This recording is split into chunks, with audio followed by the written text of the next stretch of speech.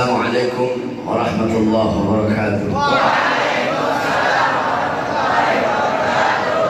Bismillah wassalatu wassalamu ala Rasulillah Muhammad ibn Abdullah wa ala alihi wa sahbihi wa man walah, wa ba'd. Yang saya cintai, yang saya muliakan, keluarga besar daripada almarhum Kiai Haji Abdul Rakib, wabil khusus yang saya cintai, yang saya muliakan guru kita Kiai Haji Shalihin beserta seluruh para alim ulama, wabil khusus Al-Habib Ali Al-Attas beserta seluruh para santri-santri, beserta seluruh hadirin hadirat, para tamu undangan, bapak-bapak, ibu-ibu, para pemuda-pemudi, hadirin hadirat majelis khatam tahlil yang dimuliakan oleh Allah Subhanahu wa taala.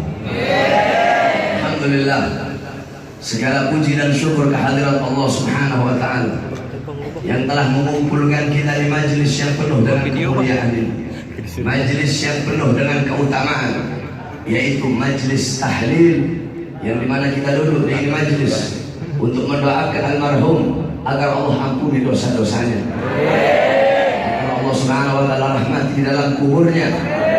Sebab banyak di luar sana golongan-golongan yang berkata, buat apa tahlil? Tahlil bid'ah, maulid bid'ah, ziarah bid'ah.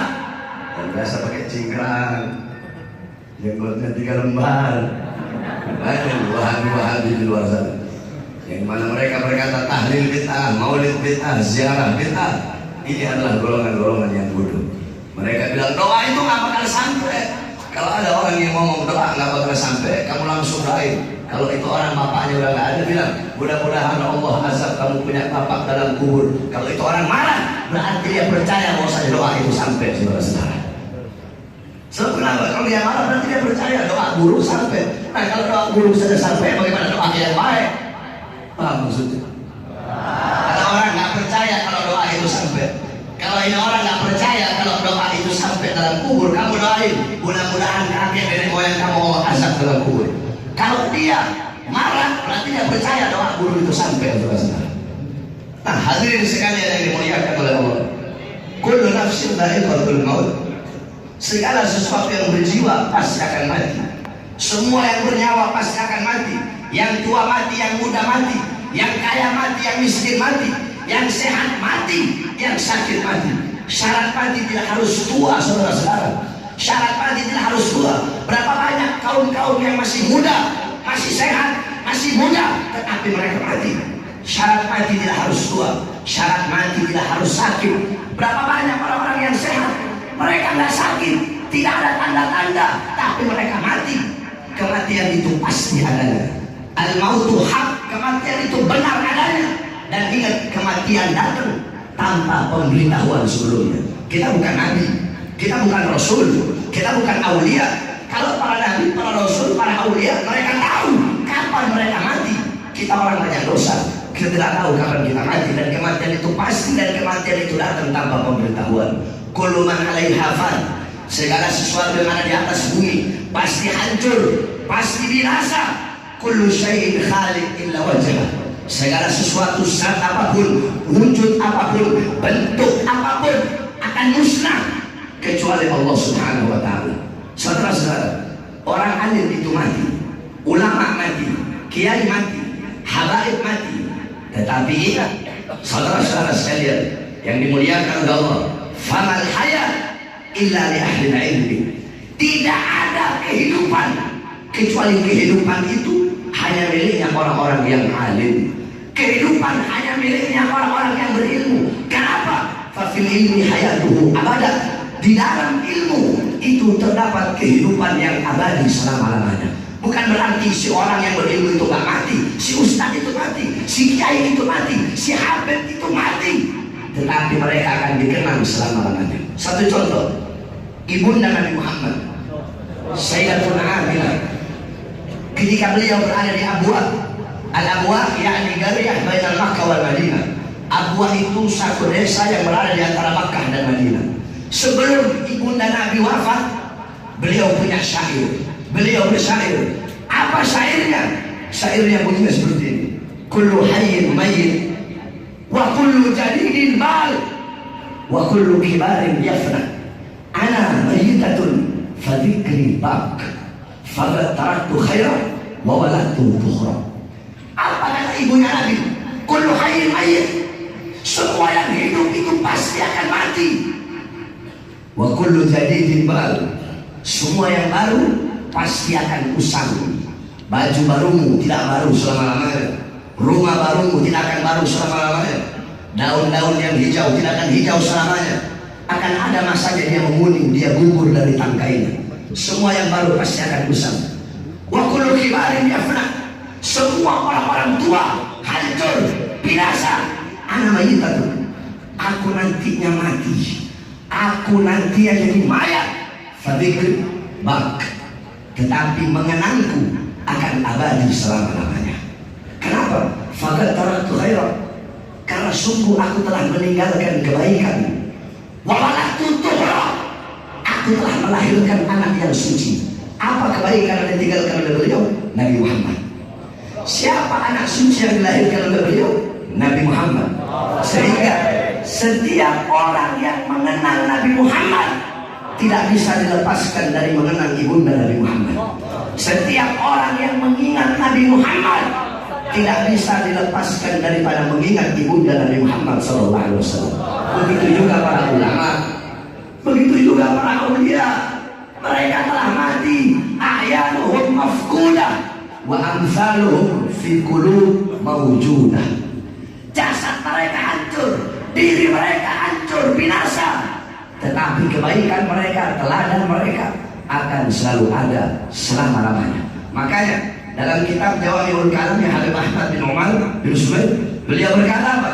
Aqwamu ahya'in tamutul qulub bi dzikrihim, aqwamu amwatin tahyal qulub bi dzikrihim.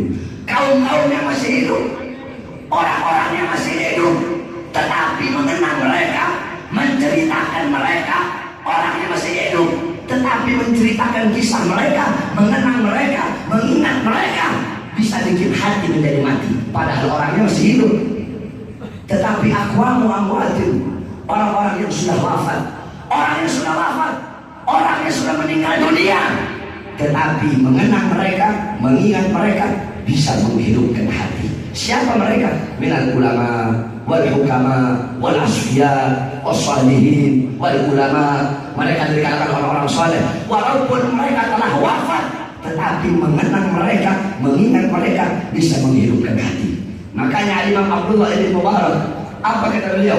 Yahtajul insan ila ziyarati ma yubkihi wa idza lam yajidhu fil ahya ittala ala suratihi fil amwat. Apa kata Imam Ibn Mubarak?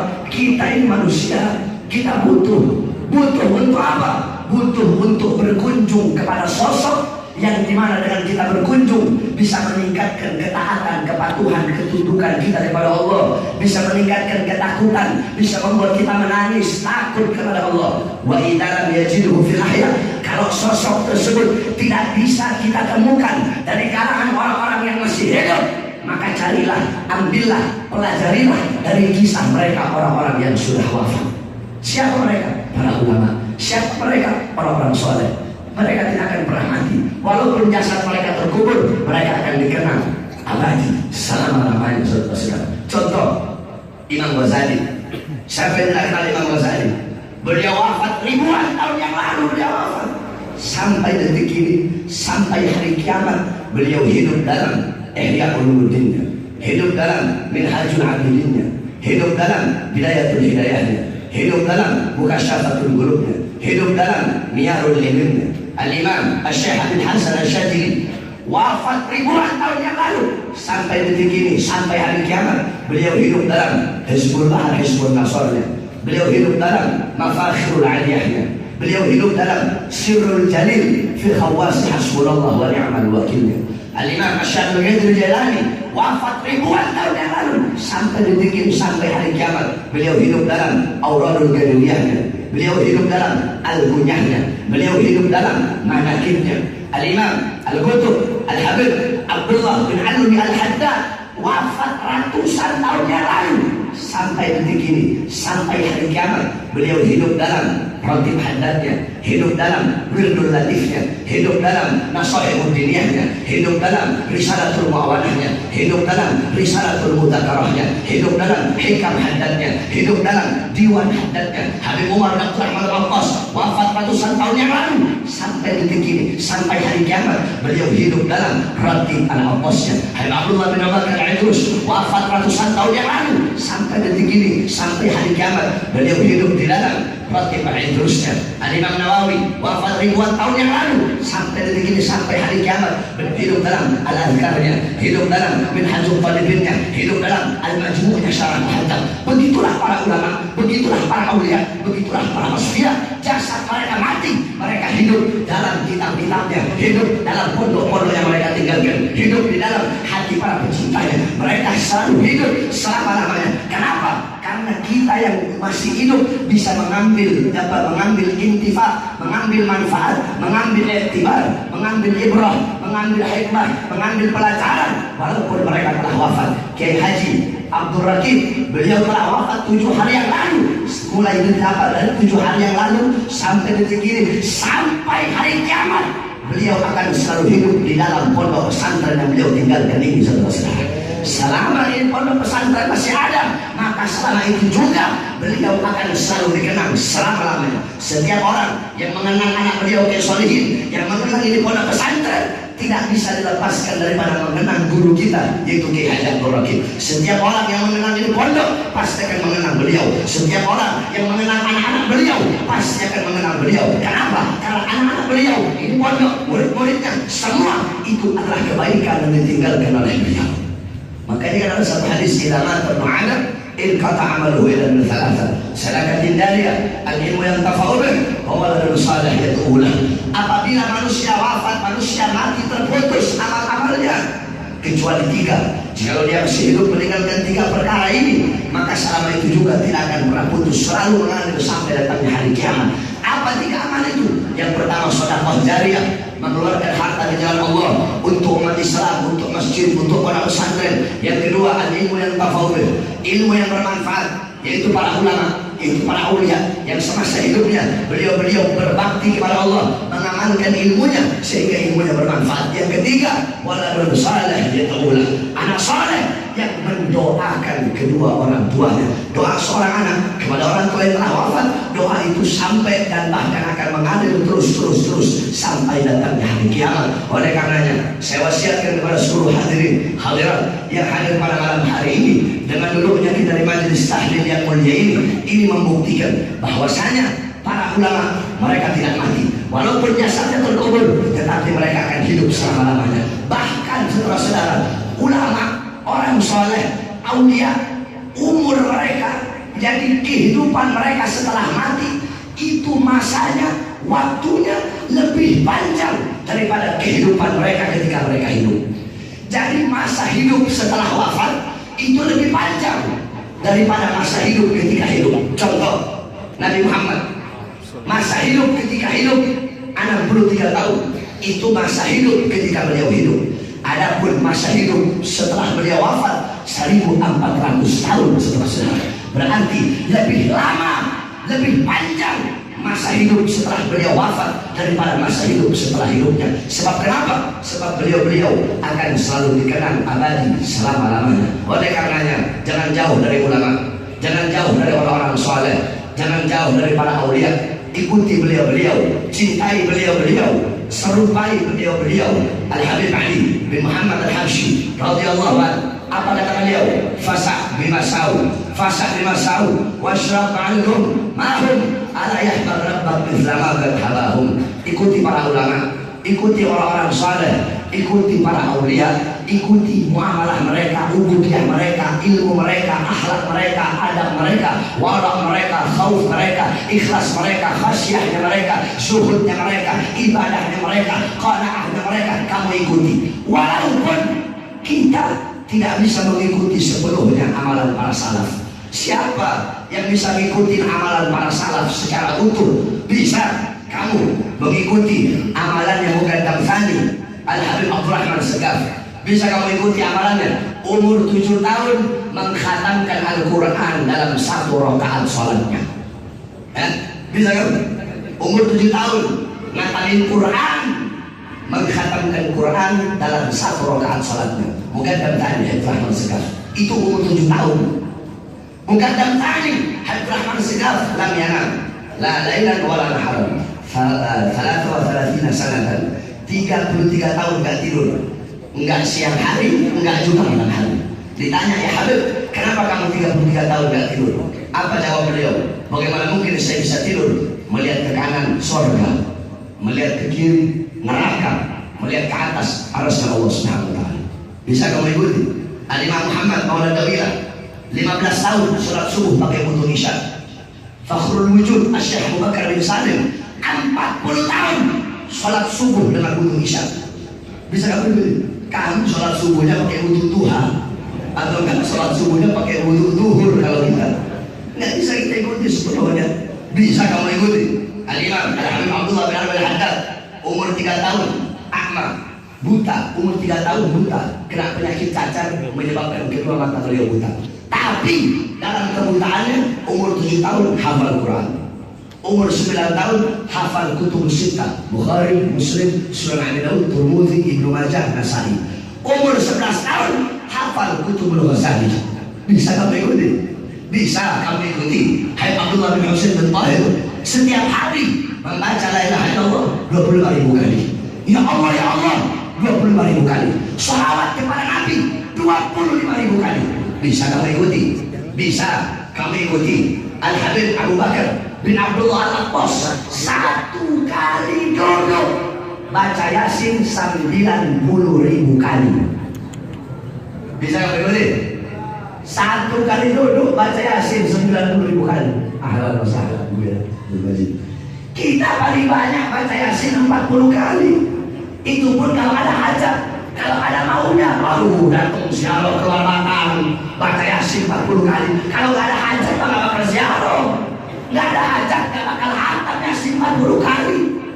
Nah ini kebiasaan mereka, ini amalan para salafus saleh. Kita tidak bisa mengikuti sepenuhnya.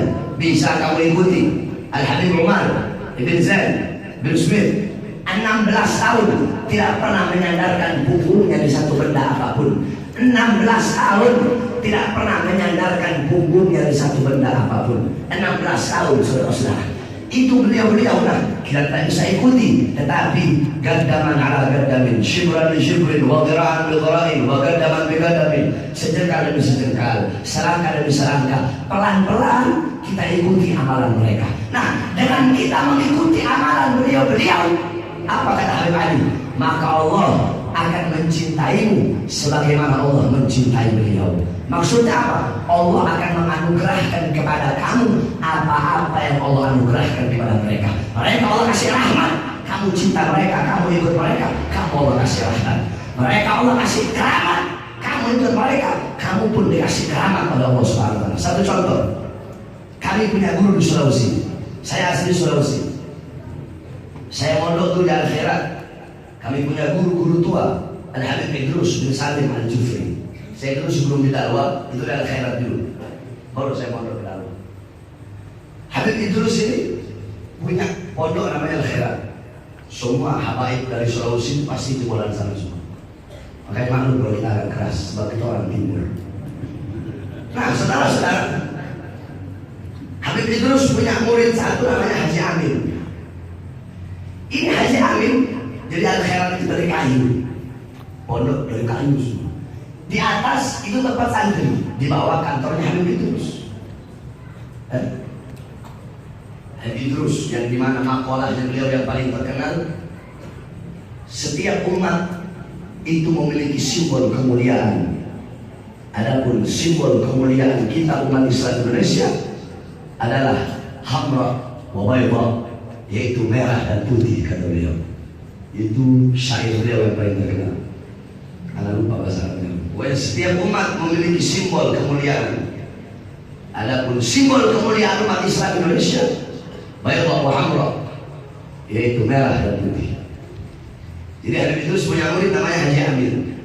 Ini Haji Amin, kalau Habib Idrus panggil Amin, dia nggak turun lewat tangga, nggak, dia loncat dari atas ke bawah. Kenapa? Kalau lewat tangga kelamaan, dia nggak mau buat gurunya nunggu terlalu lama.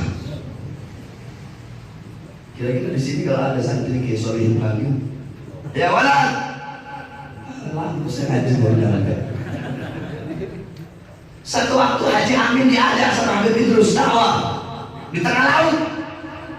Tiba-tiba imamahnya Habib Idrus jatuh. Ketika imamahnya Habib Idrus jatuh, ini Amin tadi, ini muridnya nggak pakai disuruh, dia loncat ke laut, nggak disuruh, dia loncat tengah laut, dia loncat, dia ambil imamah gurunya, dia naik tadi ke perahu, semua orang di perahu melompat lihat dia, Pak Polisi, melompat gitu. Kenapa? Tidak ada satu titik pun basah dia punya baju. Ternyata dia jalan di atas air, di atas laut. Kenapa Allah kasih keramat? Allah kasih keramat karena dia mengikuti Shahibul Karamah. Allah kasih keramat karena dia mencintai Shahibul Karamah. Ingat kata Imam Malik, muhibbal qaum yalhaq bil jamaah. Pecinta suatu kaum, dia akan berkumpul dengan kaum yang dia cintai. Apa kata Imam Ghazali? Mahbubal mahbub mahbub wa muhibbal mahbub mahbub. Orang-orang yang dicintai oleh orang-orang yang dicintai oleh Allah, orang itu pun akan dicintai oleh Allah. Dan mencintai orang-orang yang dicintai oleh Allah, maka orang itu pun akan dicintai oleh Allah Subhanahu wa taala. Ini wasiat saya pertama. Wasiat saya terakhir, gak lama lagi, nggak ada acara lagi.